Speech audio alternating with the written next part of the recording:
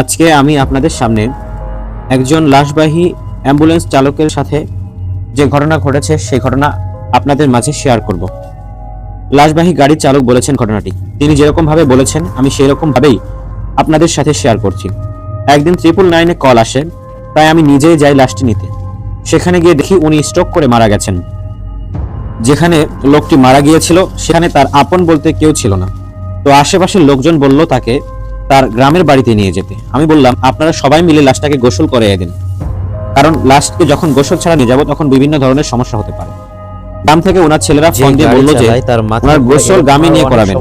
গোসল ছাড়া লাশ নিয়ে বিভিন্ন রকমের সমস্যা দেখা যায়, যেমন ধরুন গাড়ি ভারী হয়ে যায়। রাত 12টার দিকে রওনা দিছি।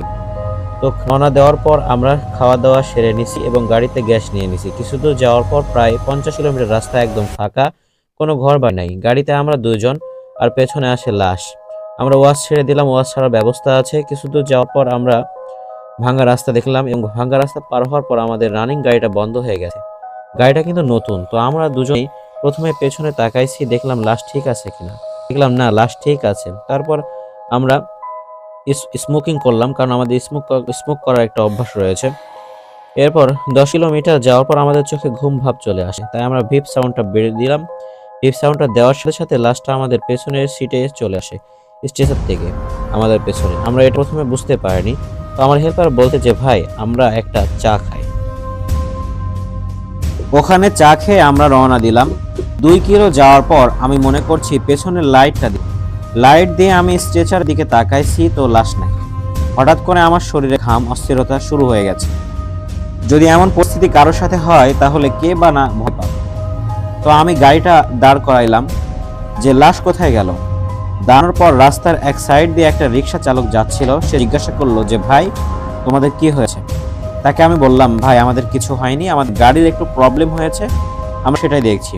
তো উনি বললেন যে ভাই আমি দাঁড়াইছি, আপনারা দেখেন, যেহেতু রাত অনেক, তারপর লাশবাহী গাড়ি, সমস্যা হতে পারে। আমি গাড়ির গেট খুলে দেখলাম যে লাশ আমার পেছনের সিটে লম্বা হয়ে পড়ে আছে। তখন আমি রিক্সাওয়ালাকে বললাম যে ভাই আমাদের একটু হেল্প করেন, আমরা দুইজন আছি, লাশটা তো পড়ে গেছে, তুলতে হবে। উনি আমাদের সাহায্য করলেন। আমরা যে রাস্তা ছিলাম সেখানে কোনো ঘর বাড়ি ছিল না, আমাদের গায়ের পশম কাটা দিয়ে উঠছে বারবার। ওই ভাইটা বলল যে ভাই আমার কাছে একটা গামছা আছে আর আপনাদের কাছে একটা, এই 2টা গামছা দিয়ে সুন্দর করে বেঁধে নিন। তারপর আমরা সেটাকে বেঁধে নিলাম। এরপর কিছু দূর যাওয়ার পর আমরা একটা গ্যাস পাম্পে দাঁড়াইলাম। গাড়িতে গ্যাস নিয়ে আমরা আবার লাশটা করলাম, দেখলাম লাশ ঠিক আছে। কিছু দূর যাওয়ার পর